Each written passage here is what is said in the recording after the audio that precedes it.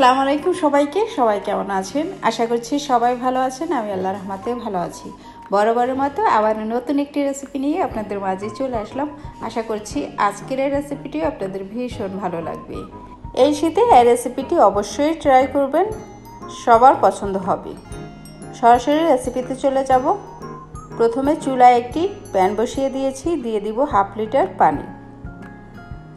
এখন আমি 2 table spoon এখানে বাটার দিয়ে দিলাম। আপনারা ইচ্ছে করলে ঘিও দিতে পারেন। সামান্য পরিমাণের লবণ দিয়ে দিলাম।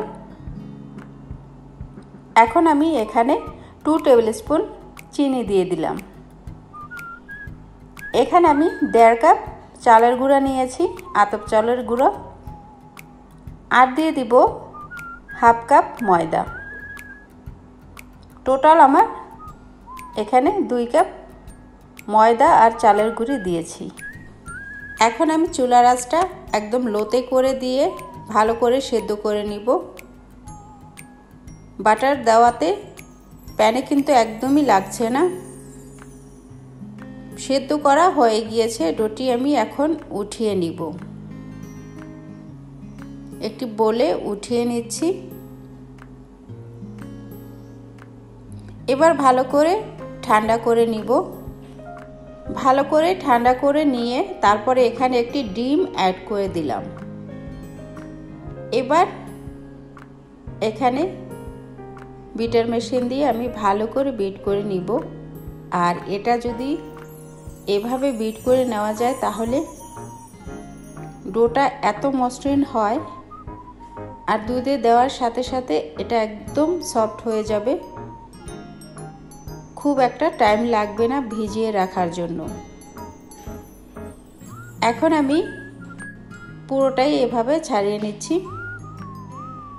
হাতে একটু বাটার অথবা তেল লাগিয়ে নিলে ডোটা কিন্তু লাগবে না হাতে।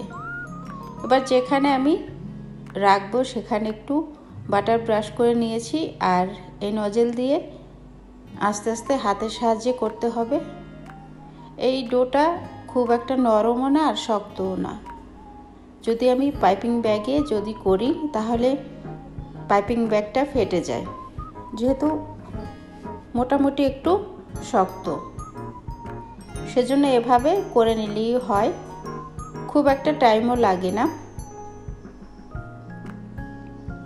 এভাবে আমি সবগুলো শেপ দিয়ে নিব। আপনার যেভাবে ইচ্ছে সেভাবে শেপ দিলে কোনো সমস্যা নেই।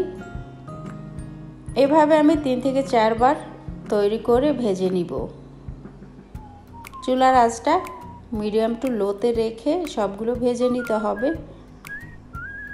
আর খুব একটা কালার আনবো না, একদম এই কালারটাই রাখবো।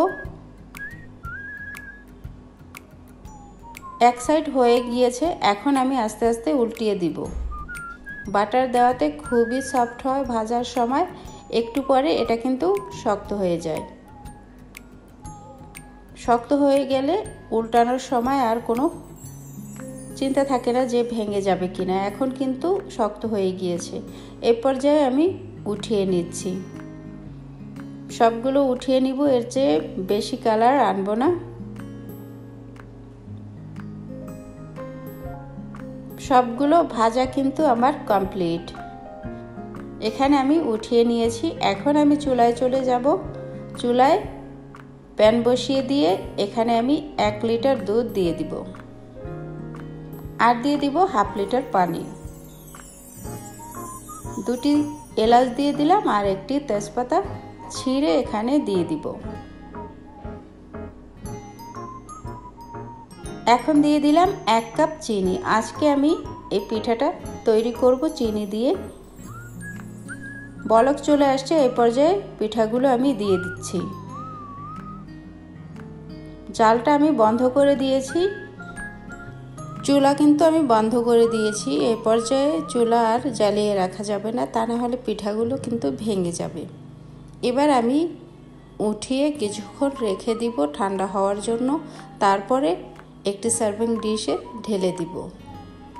আশা করছি আজকের এই পিঠার রেসিপিটি আপনাদের ভালো লাগবে। এভাবে ট্রাই করতে পারেন।